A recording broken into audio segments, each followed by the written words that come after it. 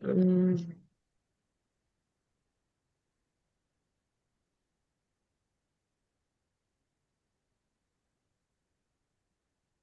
ya. Ujú.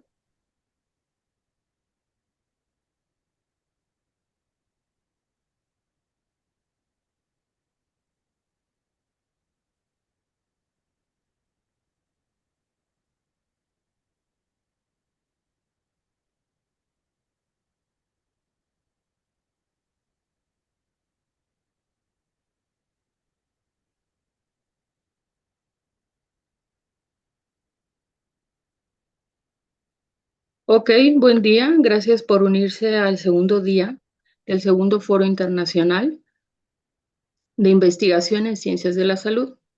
El día de hoy contamos con la presencia del doctor Christian Osteimer. El doctor Christian Osteimer es un radiólogo oncólogo certificado y a continuación lo voy a presentar brevemente en inglés y posteriormente en español. Good morning, everyone. It is my pleasure to introduce Dr. Christian Osteimer. He is a board certified radiation oncologist with more than 12 years of clinical experience and a strong background in global oncology research. He earned his PhD with highest honors from Martin Luther University Halle-Wittenberg in Germany. He was working in cancer treatment and early clinical development across the United States, Europe, and Japan.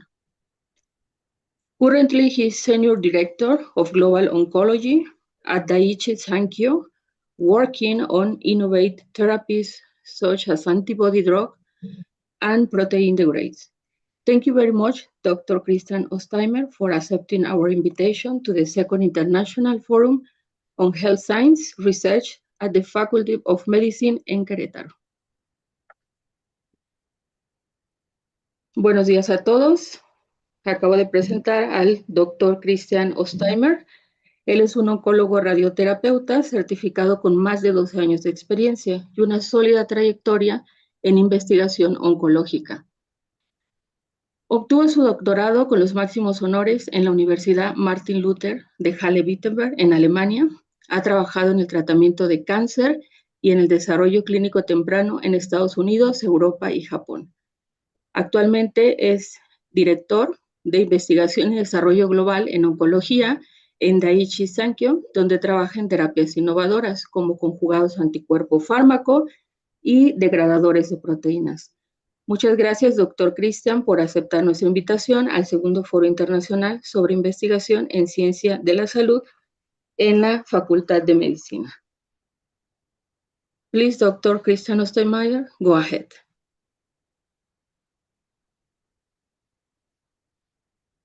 Thank you very much, Lupita, y muchas gracias por la invitación y estoy muy feliz y agradecido por la oportunidad de participar y presentar en su foro importante, pero mi español no es tan bueno, por eso yo voy a cambiar por inglés. Entonces, I'll share my screen.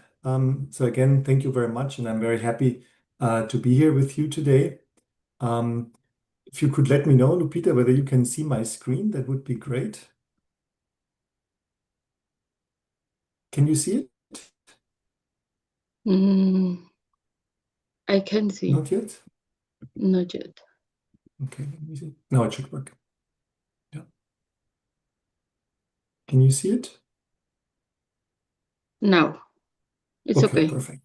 Yep, thank you. So let me go into presentation mode. So once again, thank you very much for having me today. I'm really happy to join your important forum, and I will speak a little bit about an important phenomenon in radiation oncology, radiation biology, and also treatment resistant to multiple cancer therapies. And this is tumor hypoxia, or in other words, the poor oxygenation of malignant tumors. And we will go into different aspects here. But first, let me start why actually this still matters. Why is this a problem? Because the concept of tumor hypoxia was discovered in the 50s, 1955 and onwards, and we still have not really managed to detect it correctly, to treat it correctly. And so that's why hypoxia is still a major issue. And it's not to think of a minor, tumor curiosity, but is a very common feature in most malignant tumors, and it leads to resistance to treatment, to radiotherapy, but also to chemotherapy and other therapies. So that's really a very big issue. And the problem is that it is a very heterogeneous phenomenon. It's not constant. It's not the same in every tumor. And it significantly impacts the tumor microenvironment, the tumor cell survival, and other factors. And so this is what we will discuss a little bit today. Here is the agenda or the roadmap. I'll talk in the beginning a little bit about why is tumor hypoxia at all existing? Why does it come to presence in tumors? We will go into the radiobiology, specifically why it matters the most in radiotherapy, but not only. We will look in the molecular pathways that mediate hypoxia and all its changes it introduces. Then we will go into how can we clinically diagnose hypoxia, what are the current status and advances, leading to the therapeutic strategies, where do we stand with actually treating it? And then we'll go, if we have some time, in some future directions, because the treatment strategies we have today are unfortunately not sufficient. Okay, so let's start with the tumor biology. This really goes into what is tumor hypoxia, why is it existing, and what are the biologic mechanisms. So this is basically the timeline, if you want. I mentioned to you that the whole hypoxia concept and idea discovery goes back to the 1950s, but actually even earlier, the background was, or the foundation was laid out in what happens actually to oxygen in tissues, not only tumors, but normal tissues. And this is a model from Krog and Germany in the 1920s, actually, and he could show that oxygen diffuses, of course, into tissues from blood vessels, as you can see down here. And the further you go away from the blood vessels, the longer the diffusion distance is, the lower the oxygen concentration is. And so he measured basically the oxygen in different components or compartments away from the tissue and could then see different oxygen partial pressures. And again, the more you go away from the blood vessel, which supplies the tissue with oxygen, the more hypoxic you go. And that is basically the foundation of the concept, because oxygenation is diffusion limited to some extent. And this leads us basically to two types of hypoxia. The chronic one is basically the one that was first discovered, because this is the diffusion limited one, what I just explained. And the other one is the acute one, which is perfusion limited. So oxygen diffusion limited aspect is exactly what I say. You see in the picture, the further away the tumor cell or any cell is from the supplying blood vessels, from the water pipe, if you will, the lower the oxygen concentration is. And because the cells are away, that usually doesn't change so quickly unless they move or evade or metastasize. This chronic hypoxia or diffusion hypoxia is rather constant. And this is a major contributor why radiotherapy fails. Why that is, I'll explain you later. And then the acute hypoxia is basically happens with the blood vessels. This is not limited to the distance of the tumor cell to the blood vessel, but it has more to do how good is the pipe, how well does it deliver the water, or in that case, the blood, to supply the tumor. And then tumors, as you know, the pipes, the blood vessels are usually very chaotic. They're not sufficient. They're incomplete. They have holes, they rupture, they have dead ends or blind ends. And so because the tumor vasculature is so incompetent, because neoangenesis in the tumor is chaotic, this means the blood vessels also don't deliver blood so well. And that's why there is an acute hypoxia, perfusion limited. But that changes very quickly. So that is an additional component of hypoxia. So in the end, we have these two types of hypoxia in tumors. So that can show you that even within the tumor, from the type and origin of hypoxia, it's already heterogeneous. You can see this here. For instance, on the right side, there's a shot of a tumor where hypoxic areas are labeled. You see different colors represent different types of oxygenation, from blue to pink to green to red. And you see the tumor is very heterogeneously oxygenated. So you have large areas with necrosis, with tumor hypoxia. You have other areas with intermediate here in blue. And then you have areas which are really well oxygenated. And you see also blood vessels stained here that are really chaotic. So we have this hypoxia, which is heterogeneous within the tumor. That's why we speak of intratumor hypoxia. But if you look on the left side, we have also intertumor hypoxia differences. Depending on the cancer, there is different extent of hypoxia. So it's present in most tumors, but not in all and not to the same extent. And if you look at the gene induction, or the hypoxia score rather, that is also hypoxia again present to some extent in all tumors, but it is very heterogeneous, as you can see below here. The consequences of tumor hypoxia are manifold. It has consequences on the tumor microenvironment. It has tumor consequences how proteins are metabolized or produced. The extracellular components are changed. Therapy influences tumor hypoxia, of course. And then we have the biologic foundation, which is the chronic and the acute hypoxia. And the tumor microenvironment changes quite a bit if you have hypoxia. So through different mediators, a whole array of changes will be introduced, from metabolic changes to immune system changes, to changes that lead to dysregulation of the extracellular matrix and so on. So hypoxia is a very manifold phenomenon that has profound changes to the tumor and its microenvironment. The consequences of this is that we have resistance to radiotherapy, resistance to chemotherapy or other therapies. The tumor will be progressing or promoted more quickly through hypoxia. So it's a tumor progression factor, and it stimulates metastasis and immune cell evasion. Because in the end, the tumor cells do the same like we do when we are in a restaurant where the food is not good, we leave. And that is the same here. The tumor cells, basically, when there is no supply of oxygen, they have a high pressure to leave that area, to metastasize and evade. So there's many different consequences through different metabolic pathways. And so now let's come to the radiobiology. So why is in radiotherapy this of particular importance? Radiotherapy or tumor hypoxia in radiotherapy is particularly bad because the problem is, and you see this on the right, the less oxygen you have, you need more radiation dose to kill the same amount of tumor cells. And that's what is called OER, oxygen enhancement ratio. So in other words, the presence of oxygen enhances the effect of radiotherapy. If less oxygen is present, radiotherapy is not so effective. And this means even if a small cell fraction survives the radiotherapy because of hypoxia, you lose, because then you basically have a cell compartment, a clone that leads to recurrence, that will repopulate again after radiotherapy, and that is exactly the problem. And if you put this in numbers, if you have a well-oxygenated versus a poorly oxygenated tumor, the poorly one needs about 2 to 3 times the amount of radiation to be killed. And we cannot do that because, of course, there's limitations to the side effects in humans to radiotherapy. So why does hypoxia have this effect, or why does it limit efficacy in radiotherapy? This has to do with how radiation works in humans. So if you irradiate or any living organism, you have different effects that happen. You have the first effect, the second effect, and the third effect, which happens in milliseconds to seconds and minutes after a radio treatment.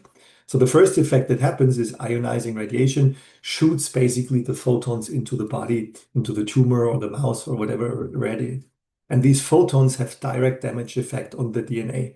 So you can think of it as basically the photons are almost like bullets and they shoot through the DNA, making holes and destroying part of it. That effect basically is independent of oxygen, and it happens in seconds or milliseconds rather. The second effect is the hydrolysis of water. As long as water is present in the tissue, which there normally is, water is hydrolyzed, creating hydroxyl free radicals, if you will. And then in the second damage phase, these radicals, you can see here, damage the DNA in addition.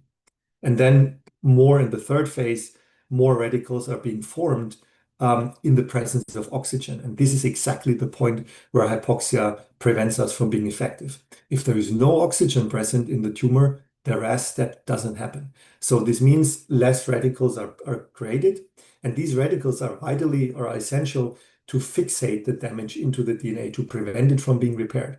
If that doesn't happen, then a big part of the radiation damage is being repaired, no additional damage is done, and that leads exactly to the problems we're facing. And you can see this here. If you look at the red curve, this is the cell survival according to different fractions of doses of radiotherapy with a tumor that has hypoxia. And here you see this without hypoxia. And you see that at any different dose step, the number or the proportion of cells that are surviving if the tumor is hypoxic is higher. And you see even in the higher doses in the end. So this is a battle you cannot win, because no matter how much you irradiate, you will not kill all tumor cells because they're hypoxic. And this is the big problem, that even after 30 radiation treatments per day, Not per day, I mean, one per day in 30 days, which is the standard treatment frame, there's still cells without surviving. And that's why patients have recurrence, that's why patients have metastasis, and so on. And we cannot, add more radiation to the end because then the patient has too much side effects.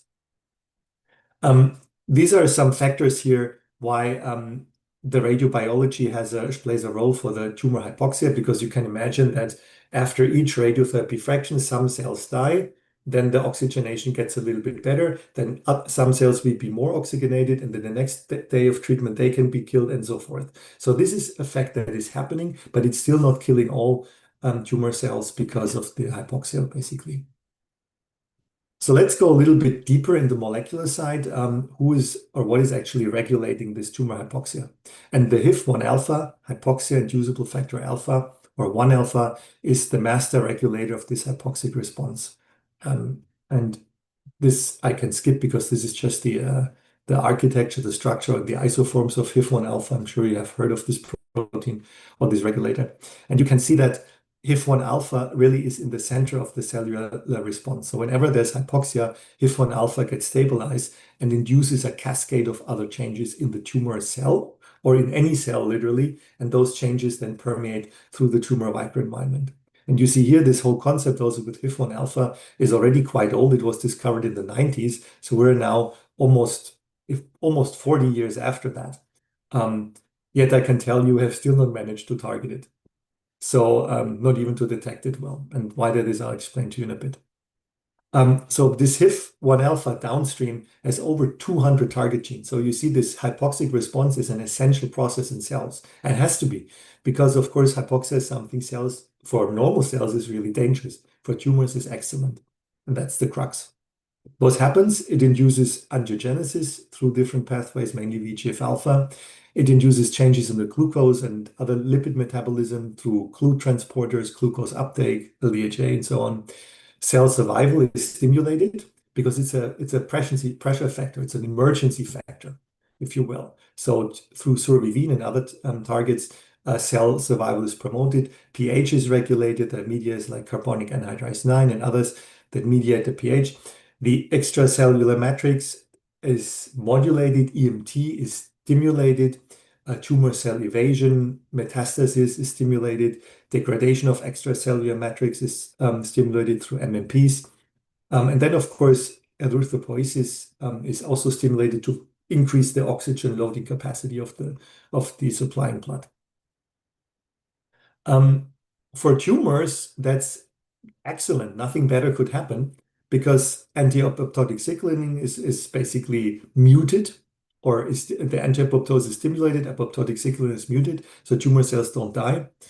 Cell cycle arrest is modulated. Tumors will produce more protein than others. Some cells will go into arrest, but tumor cells have methods to evade this. Then you have the metabolic reprogramming that create antioxidants in the cells that reduce oxygen response. Then again, you have the VEGF stimulation. I mentioned this EMT, DNA damage response is enhanced. So all factors the tumor is actually using. So what basically happens if you irradiate the tumor cell, of course, it gets damaged, as I told you, but it releases signals to the neighbor cells. This is basically a help signal. I'm under hypoxic stress. And neighbor tumor cells say, okay, here I am. I'm coming to support you. And what those tumor cells in the neighborhood are basically doing, they produce other factors that modulate the tumor microenvironment and other factors that stimulate antioxidant responses in the tumors to basically make it respond to this stress. And so this radiation, because of the hypoxia, causes then the tumor to get more resistant because the hypoxia is present. That is the effect on radiotherapy. What I mentioned, HIF induces all these changes, but also chemotherapy is a problem because if a patient is treated not by radio but chemotherapy, hypoxia leads to similar changes through HIF. And then what happens is that the tumor will develop methods to get more resistance. So one effect is really noticeable here. When you have a hypoxic tumor and you treat it with chemotherapy, what it does, it upregulates two transporters in the cell membrane, PGP and BCRP. So when the drug enters, it will be deported out of the tumor cell again. So it's basically almost like a revolving door mechanism. The drug goes in, but will be pumped out of the cell. And this is introduced or mediated by the hypoxic response through HIF-1 alpha. This shows you that hypoxia is not only an issue for radiotherapy, but for chemotherapy as well. So what can we do? Can we actually diagnose hypoxia? Because technically it should be easy, right? If hypoxia is present in so many tumors abundantly, it should be not easy to miss. But the problem is really because of the dynamic nature and the heterogeneity of the phenomenon hypoxia to really adequately diagnose it. So what can you do? There are, of course, invasive methods. Those are the ones in blue. And there are non-invasive methods for patients. This is imaging mainly. You see here in the invasive methods, you have needle electrodes as one method to punch a needle in the tumor and measure hypoxia directly. You have tumor markers. Those you need to administer to the patient or those you detect in the blood. Those are here. And you have, of course, imaging. So theoretically, we have a lot of methods to detect hypoxia. But in practice, most of them fail for several reasons. So you see here all of these different methods, the polarized needle measurements in the tumor, the imaging with PET and others. You see IHC or MRI staining of the tumors. And you see, of course, other marker methods. But there are problems with all of these tumors, and I will go with those in a bit. So the first ones are the polarographic electrodes. This is a really is an ideal concept because if you go with a needle in the tumor, of course you will detect hypoxia. And you see here, you can basically those whole hypoxia studies in the 1950s or 90s were done with those polarographic needle electrodes. More in the 90s and the 50s, they didn't have them yet. And this is where you could also see the different oxygen pressures. And this is well supported. This is a great method. They have some limitations with cutoff, but still the Eppendorf electrodes, which were invented in Germany, were the gold standard, actually. What does the patient say? He says no. Because what you need to do, you need to, again, put a needle into the tumor, and most tumors are not so accessible for this. This is not feasible for the patient. And you can also imagine that depending in which area of the tumor you punch with a needle, you only will detect one aspect of tumor. If you punch here and you're in a hypoxic area, great, but there may be others which are a little bit more oxic or a little bit more anoxic. So with a needle, you only have a punctual measurement in the tumor. And I showed you pictures in the beginning, the tumor is very heterogeneous, so that doesn't work in practice well. Then there are endogenous hypoxia markers. Those are part of what are regulated through HIF, or it's HIF itself. So you could detect those in the blood. This is actually a really elegant method because you can measure all these in the blood. And are they related to hypoxia? They should be technically because they're part of the response of HIF to hypoxia.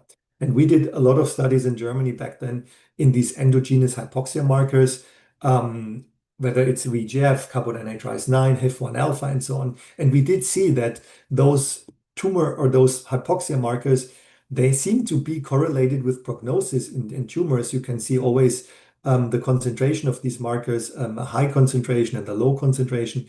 The high concentration here in the lower curve always was related to a poor survival in lung cancer treated by radiotherapy. And you could even make different subgroups in patients. So yes, they did have some effect in the prognosis, especially if you combine them, different of these markers, like in a hypoxic panel, if you will. So there is some evidence here.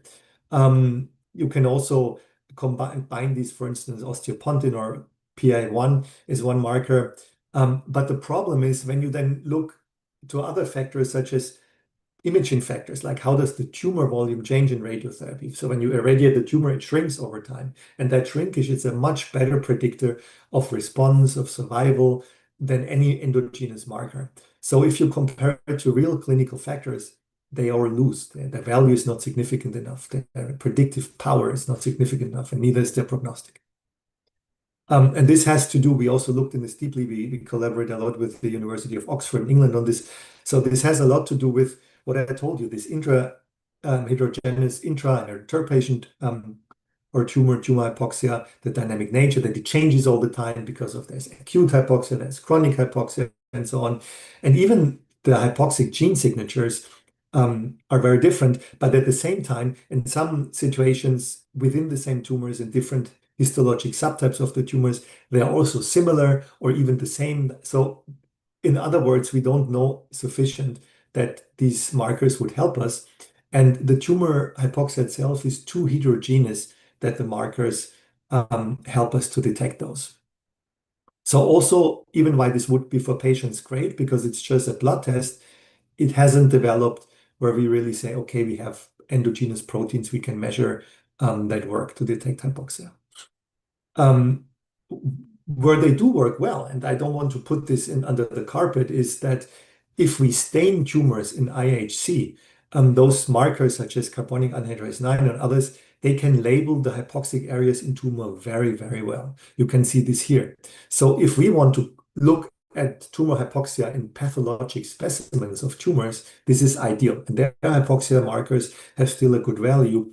But again, you see, in order to do this, you need to cut out a piece of the tumor, do IHC with it, and then you have hypoxia regions labeled. So that's also an invasive method for the patient. You can do that in biopsy material of patients.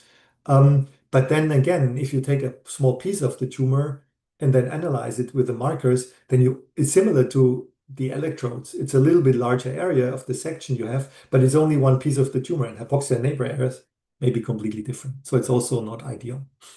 And then there is exogenous hypoxia markers. Those are bioreductive molecules, almost like drugs. You inject in the patients like a systemic drug treatment, and then these exogenous markers will go into the tumor, accumulate in the hypoxic region, and then you can basically show them with imaging because they glow, for instance. Or you can also do like a IHC when you remove the tumor. So this is possible, but of course you can also imagine this is invasive. It's a drug that you introduce into the patient. It also has side effects. So it's also not ideal. And you also need imaging for these exogenous markers because you need to make them visible in somehow. Either you take out the tumor or you look in the imaging. And so there are different imaging methods with the PET that uses different tracers like fluoromycinidazole, arabinocytes, and so on, that you can basically image the tumor and image hypoxic areas by using these markers or also without those markers. So the imaging seems a more promising method because it's not invasive. But the patient still says maybe. And the reason for that is because an imaging is only a one-time shot. So if you make the photo today, the tumor, the hypoxia is different in the next day for sure, even in the next minute, because it changes in the tumor and it changes with treatment and with any other things. Even if the patient smokes, the hypoxia changes in the tumor. And so the imaging is great, but it only gives us a moment picture of how the hypoxia in the tumor is. And that doesn't help because the treatment is over time. And you can also see there's a big hard problem with imaging. If you look here at the schematic, you have here the tumor, and in the tumor you have different areas of hypoxia, bigger areas, bigger dots, smaller areas, more hypoxic areas, less hypoxic areas. But you see with the treatment, these changes. So hypoxic areas disappear, hypoxic areas appear, and this is why you would need to image the patient every single day before the treatment to see how is the hypoxia right now. And this is, of course, not so feasible. So this is why if we look at everything, every of those methods has different merits. Some are invasive, which is not good. Some have a high spatial resolution. Some are quantitatively great. Most of them are available, but overall, there is really no big winner because all these methods depict different aspects of tumor hypoxia. And so the question is, what can we really use? And this depends what you need. If you need basically pathology, those staining methods are really good to do. If you need a moment shot of the hypoxia, you can use MRI or PET. Or if you do it more in the experiment, you use the electrode. So everyone has an advantage for a different area, but what we need is something to actually help the patient, and that is still not existing. So what can we do to overcome this hypoxic radioresistance? Treatment-wise, I can tell you the picture is similarly bleak, like with the diagnostics, because we are also not so far, even after decades. Technically, to overcome radiation resistance, you can increase the oxygen delivery to the patient, or you can somehow else modify it. You can increase the radiation dose theoretically. You can plan radiotherapy more to deliver the dose more to hypoxic regions theoretically. And you can, of course, block hypoxic pathways such as HIF and others, or you can directly try to identify hypoxic cells and kill them specifically. So these are principles we could theoretically do. And there's a whole array that addresses this. There's hypoxia-activated prodrugs. There's methods to increase the oxygen delivery to the patient.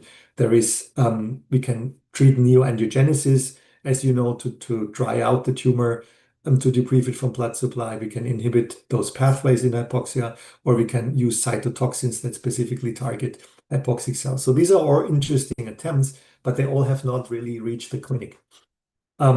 These hypoxia-activated prodrugs, there's many of them. The idea is here that those drugs target hypoxic areas. You give them to the patient as an IV drug, and they accumulate in hypoxic regions. They're activated through hypoxia, and in those regions, they destroy tumor cells. And there are a lot of drugs tested. Some work, some do not work.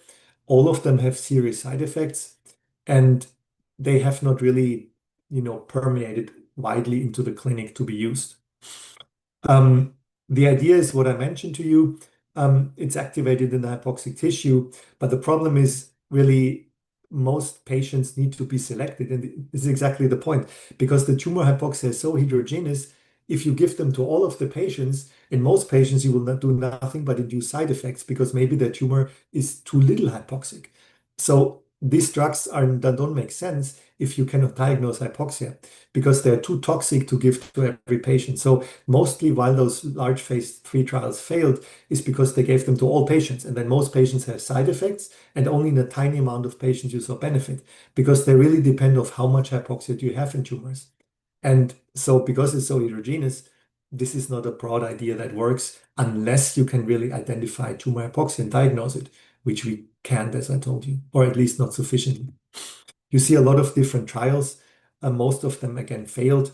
And you can read this in the references I gave you. The idea is it does work mechanistically, it does work biologically, but translating it to work in the patient to have not big side effects, but a good efficacy, that's a difficult problem here.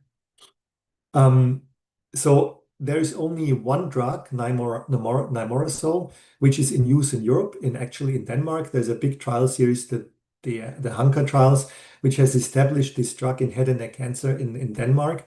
But Denmark is the only country in Europe that uses this hypoxic radiosensitizer successfully, but with a high toxicity. In Japan, there is another drug which is also used. It's similar in the mechanism. It's also based off the same drug class. So this is the only two countries in which those drugs are used. Most other countries in Europe and the US have not approved them because of the toxicity and the problematic patient selection. But it's still important because it proves hypoxic modifying works. And those drugs also confirm the principle of hypoxia. And some patients may benefit, but it's not a one-fits-all solution. Then there's oxygen enhancement strategy. So what you can do is you can put the patient in a hyperbaric oxygen chamber. You can increase the oxygen partial pressure the patient will breathe. And then, of course, you increase the oxygenation of the entire patient. But you cannot irradiate a patient in such a chamber.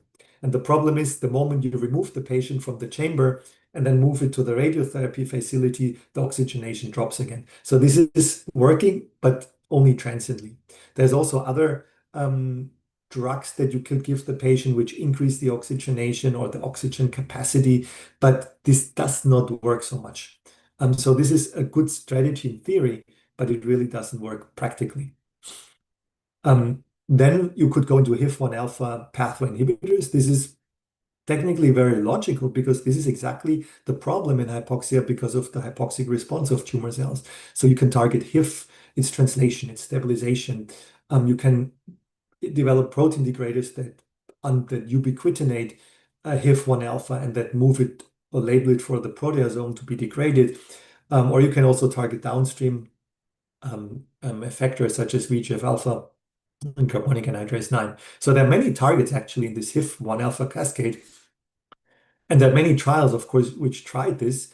But the problem is also here that most of these trials failed because what I told you, these downstream effectors, they are related to hypoxia, but many have other stimulating factors as well. And then something similar happened with the hypoxia markers. If you detect them in the blood, they correlate with prognosis to some extent, but they're not specific.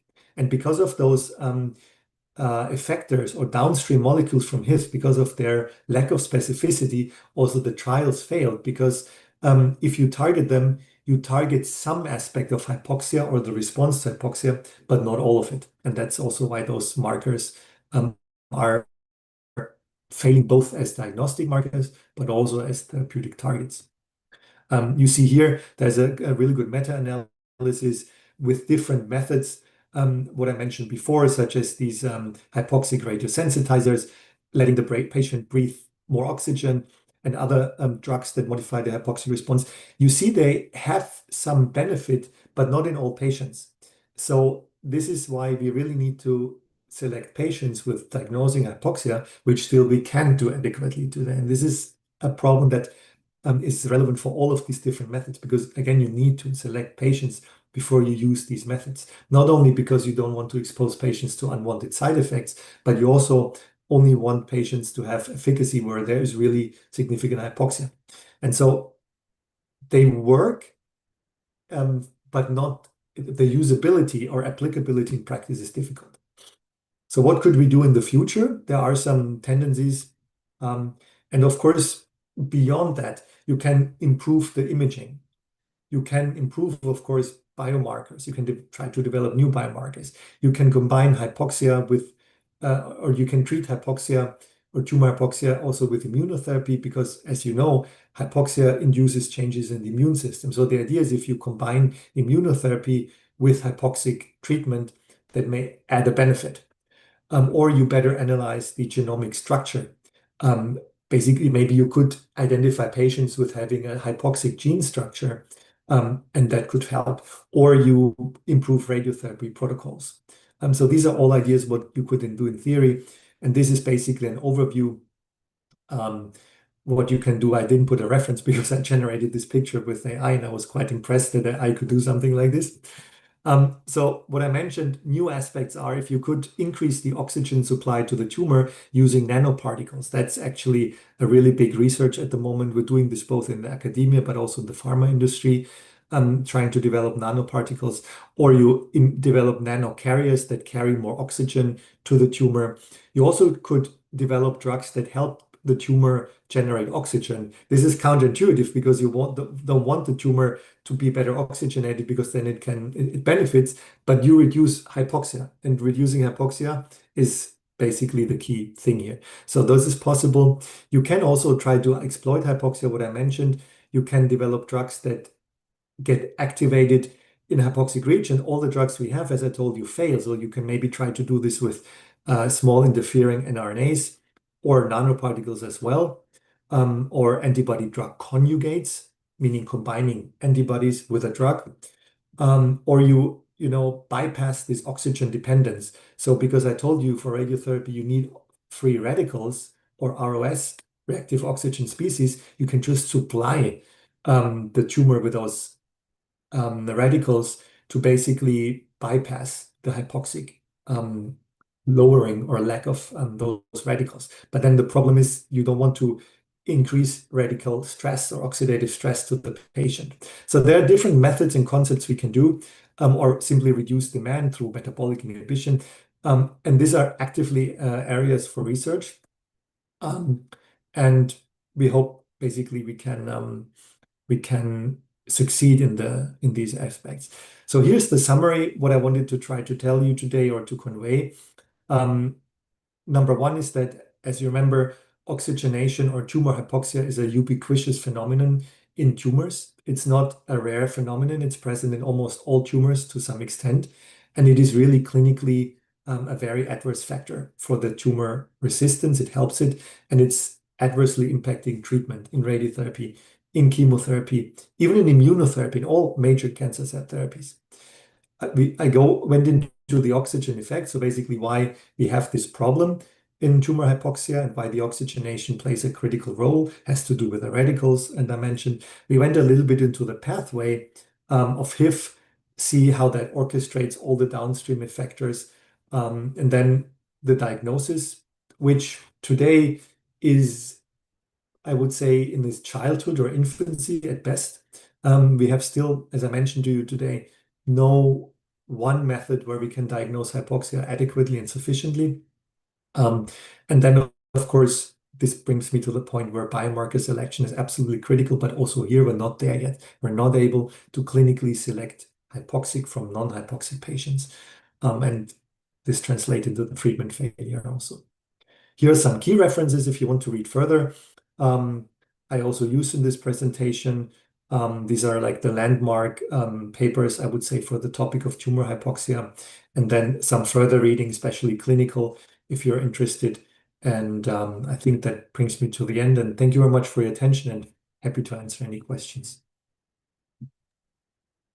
Thank you very much, Dr. Christian Osteimer.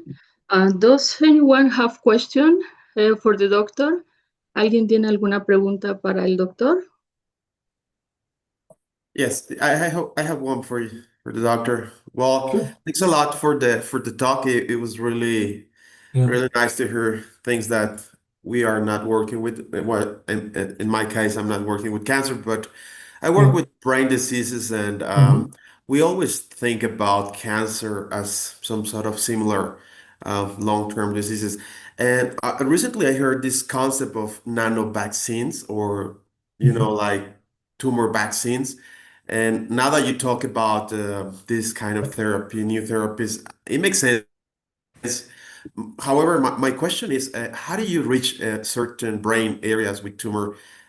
I don't know, what is the strategy behind it? I know it's not with a needle, but Right. how that works? Yeah, that's a great question, and thank you. And I'm really happy you brought it up because these nanoparticles is not something that only works for cancer diseases, because those are just carriers, if you think, and they are drugs that could work for many different diseases, from, like you said, brain diseases, cancer, metabolic, even genetic diseases, because the nanoparticles are so small, they can even enter areas, like you mentioned, the brain, which has the blood-brain barrier that normally doesn't allow us to, or for large molecules to enter. So the nanoparticles could also help there to reach it.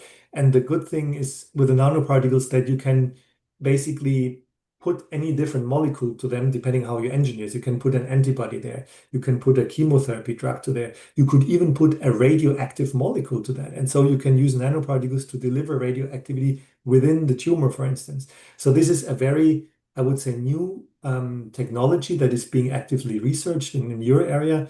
In the pharma industry where I'm now, we also work on nanoparticles as the future carrier molecule.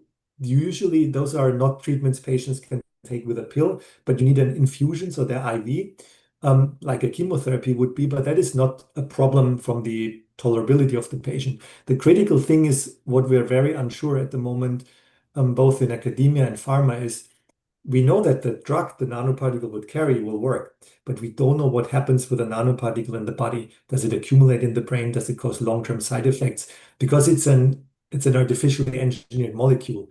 And so we will take many years until we know about the long-term effects. And it's not yet, it's in clinical trials studied, but it's not yet approved in any treatment yet. Yeah, it makes sense. Have you guys tried, or do you know anything about the use of viruses, for instance, trying to reach the specific area in cancer? Yes. Because Yes, we do that that also in works. brain diseases. Yeah, I mean, viruses is another good carrier. So, and we use this to integrate, to make basically to integrate certain genes in tumors or try to modify them, and that works, especially in brain tumors, IDH1, for instance. And Yeah. that is in cancer again a good pathway that shows promising results not only in radiotherapy but others. So, virus therapy is also used for modifying the tumor, but also for doing a vaccination against the tumor. So it's the technology is further than the nanoparticles. It's actively developed or studied in clinical trials, but it's also not a broad accepted therapy yet because Yeah. it's still investigated. All right. Well, thanks a lot. Sure. Hello, I do have a question. Yes. Yes. Well, I'm a pathologist.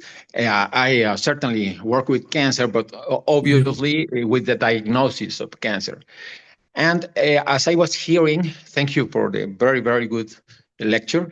And as I was hearing markers on immunohistochemistry, do you know if there are some of these markers that are more biomarkers of chronic and some other more of acute hypoxia, or are they all just biomarkers without this distinction? Yes, thanks for the good question. So it is true. If I go back to this slide here, maybe.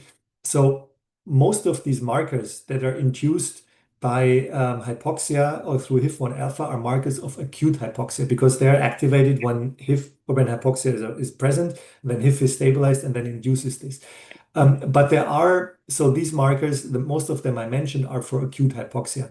But if you go back to the chronic hypoxia, which is this perfusion-limited hypoxia, if we want to look at that, we really need to look more at the blood vessels. And so it is possible to do that. And I can also have it in the presentation. If you look here, if you use certain MRI imaging methods, this is not PET.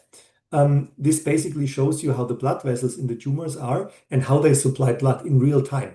It's like the patient is in the MRI and you see the blood going into the tumor through the blood vessels. So looking at those blood vessels and how they supply the tumor, this is more like depicting the chronic hypoxia with the blood vessels, but it's not a marker you can study in the blood. So we have unfortunately not yet identified markers, proteins of chronic hypoxia. So that's why chronic hypoxia is really more detectable through looking at the blood vessels, which is the origin of it, and see how they perfuse the blood. So you can calculate how fast does the blood flow, how extensive is it here in the tumor. You can measure this and you can use like radiomics in imaging to make patterns in hypoxic regions in the tumors. And you can, or absolutely, we would need to use AI because if you think about it, every tiny pixel in that image can be a different gradient of hypoxia or blood supply. And the human eye cannot distinguish these different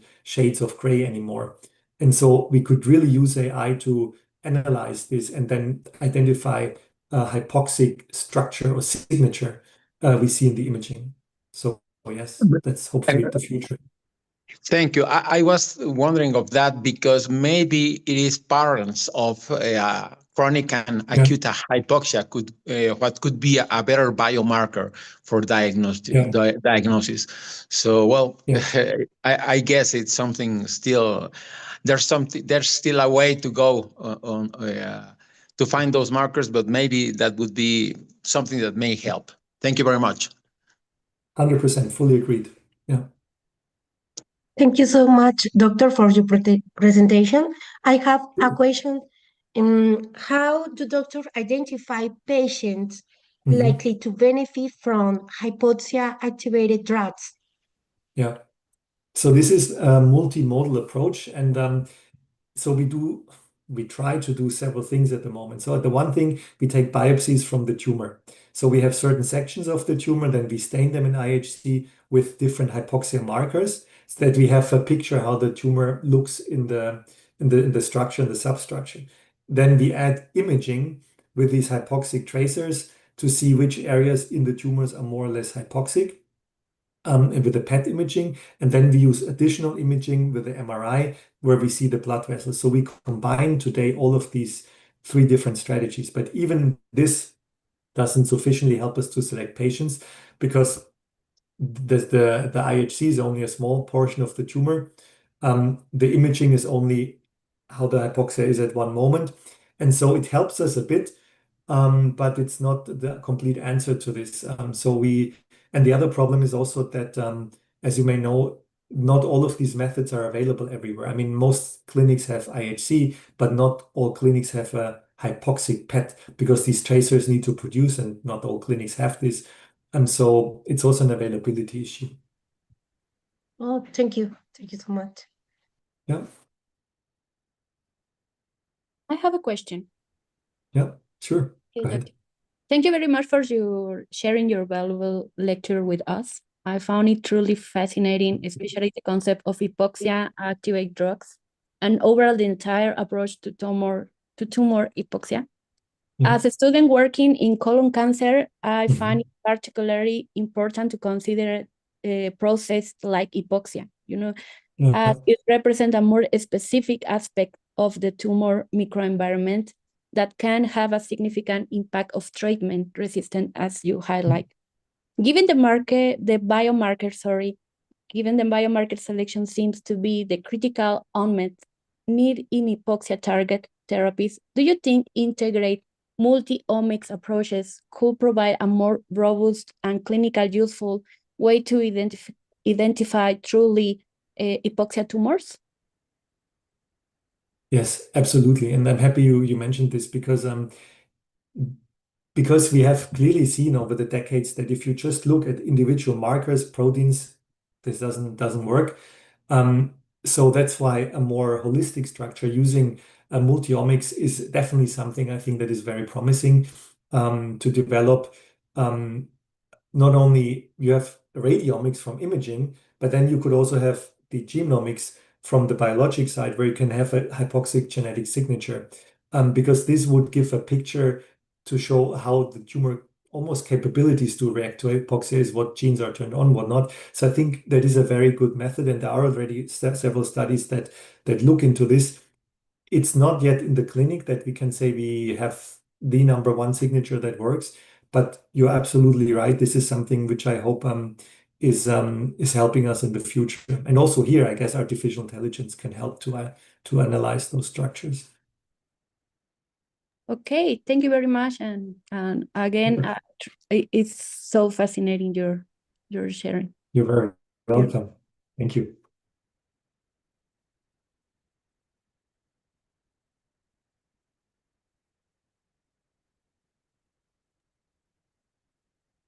Adelante, doctora Jenny.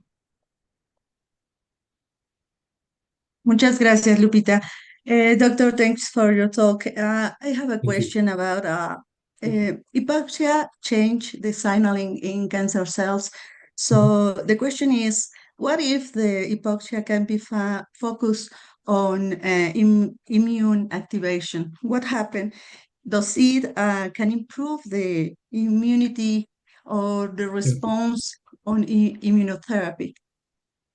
Yes, absolutely. That is a good point, because as I told you, the tumor hypoxia also impacts the immune system. And so this is more or less an indirect hypoxia treatment, if you will, because we can take away one aspect of the tumor response to hypoxia that suppresses the immune system. So one aspect we could, of course, do is let me go to this slide rather. The tumor reduces certain effects but in hypoxia, the tumor reduces certain effects of the immune cells. So it suppresses, for instance, the invasion of tumor-associated macrophages. It also suppresses the attraction of CD8 cytotoxic killer cells. And so if we can basically target these aspects that the tumor suppresses as part of its hypoxic response, then we could absolutely try to at least alleviate that aspect of the tumor response to hypoxia.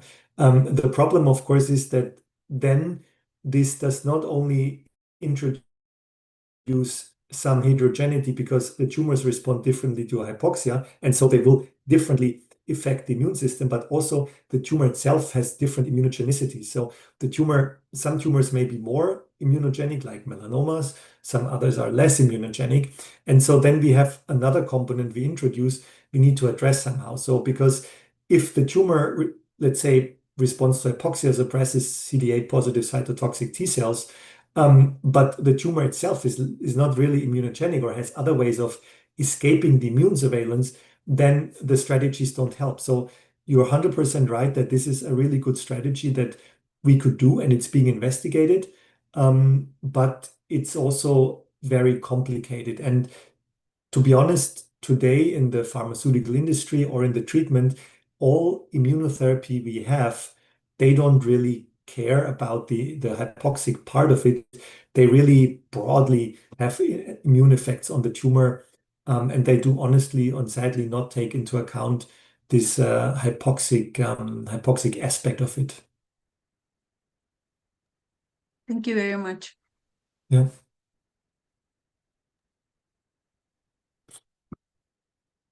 ¿Alguien más tiene alguna pregunta para el doctor?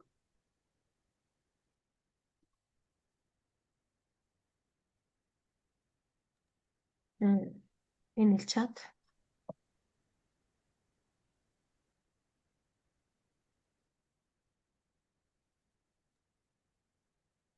Doctora Alice, ¿usted tiene acceso al chat?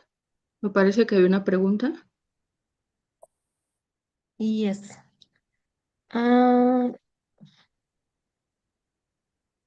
dame un momento. Si quiere, le ayudo, doctora. Creo que tenemos una en YouTube, solo en el en vivo. Solo deme un segundo. No sé, doctora, si alcanza a visualizar la que tenemos aquí en el chat, Sí, ¿no? ¿se ve? ¿Quiere que le ayude? Sí, mientras traigo la otra que tenemos en redes sociales, ¿va? Okay. Which, Doctor, we have a question on Yeah. chat. Mhm. Melissa say, which strategy is more promising, increasing oxygen or exploring tumor hypoxia, and why? Right. Yeah, that is a great question. So let me go quickly back to this one here. So from many decades of experience, we can say that increasing oxygen is okay. Outside of nanoparticles, today increasing oxygen doesn't really work well technically because, as I told you, the only methods are to let the patient breathe more oxygen, and those hypoxic or those oxygen carrier drugs, they don't work yet. So unless those nanoparticles really work, so the increasing oxygen is not really very promising. So today, I would say basically the most promising strategy is really number 3, exploiting hypoxia. So this means specifically targeting hypoxia either by targeting its mediators or by targeting with radiotherapy specific hypoxic regions in the tumors. That is the most straightforward method. So I would say today is the most promising. But again, other methods here are also might be promising in the future, because if you think about it here, for instance, to supply the patient with radicals, and this is, if we can manage to make this specific to the tumor, then of course this concept becomes really important, because we don't want to give the patient ROS overall everywhere, but if we can deliver them specifically, that is of course would be excellent. And also other technologies which put drugs into the tumor and activate it there are promising. So I would say this point 3 is the most promising today, and others may become more in the future. Thank you, doctor. Sure. thank you, doctor. There is one question. How soon could treatment targeting tumor hypoxia benefit patients? What was the first part? How strong? Sorry. How soon? How soon? Sorry, and what is the whole zone? Like, sorry, I didn't, or maybe you can type in the chat quickly. One moment, Christian. Yeah. Moment. Time? Yes. Wait, let me stop sharing. I can check the chat quickly. Um, is it the second? The word is how sound could remain targeting tumor hypothesia benefit patient. Patient. In patient. Um, let me just, I just don't understand the first word. What is Hawthorne? House? It's like, I- what you think about that? So Yeah. yeah. I Yeah, guess because it's you don't how have sound. all the time. Yes. So about the time, or About the time. in the time of hypoxia and tumors, or Yes. I so? mean, for the response in this case, for the patients, how works these treatments? Because you don't talk about the time, approximately 1 month, Yes. 2 months. Yeah, right. I get it. Thank you. Sorry for the misunderstanding. So the treatments, the basic treatments like chemotherapy or radiotherapy or immunotherapy, they have certain different times. Radiotherapy usually takes several weeks. immuno or chemotherapy or other targeted therapy is part of that combined. Sometimes it can also take weeks or months, infusion every week, every day for a few weeks during the year. But all these hypoxia treatments, they are actually very similar from the timing to targeted therapies we have. Like if you took the hypoxic modifiers or the targeting therapies, they're all IV drugs. So they usually are administered once a week. And this is exactly the problem because they are toxic. You normally would need to give them the patient the entire time you treat. But then you have a too toxic treatment. So that's why I think how soon, that's a really good question. Honestly, I must say, I would think before artificial intelligence, I would have said we have not succeeded in 70 years actually to do this. So I would say it would need many more decades, but I'm really very optimistic that AI can not only help us to identify more targets, but can also help us to develop treatments for that. So I would say if we continue to see advances in artificial intelligence, maybe we can have within a decade, maybe 5 to 10 years. That is optimistic, but I'm very confident actually in artificial intelligence because we use it already a lot in pharmaceutical industry for drug discovery, drug develop, and it's very impressive even today. So I think if that trend continues, then we probably could say another decade at most, hopefully. Okay, Dr. Christian Osteimer, thank you very much for your excellent presentation and your You're time. welcome. You're very welcome. Thank you so much for having me and your interest. Appreciate it. Yeah. Thank you. Take care. Bye-bye. Bye.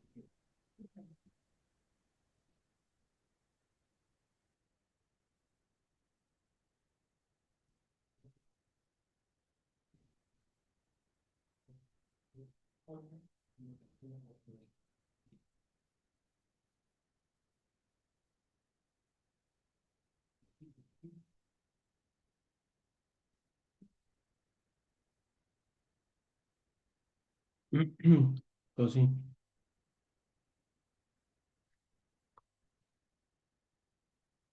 Ok, bueno, muchas gracias a todos por seguir en este segundo día del foro.